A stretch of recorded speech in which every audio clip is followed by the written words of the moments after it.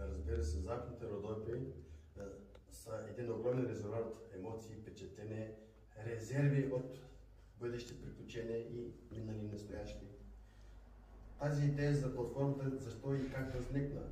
Всички знаем, че в нашите общини тук се организират фестивали и събори, които са масови, в които хората не могат така да достигнат до тънкости на кулинарията.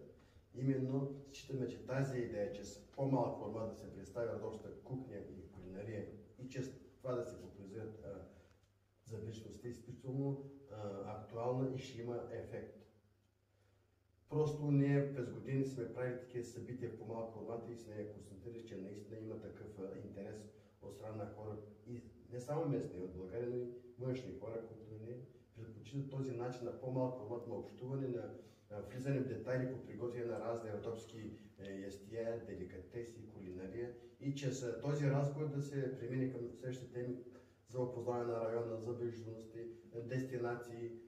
пътуване, да се направят различни тематични кръгове и това е изключително много успешно ще в предлагането на туризъм в района.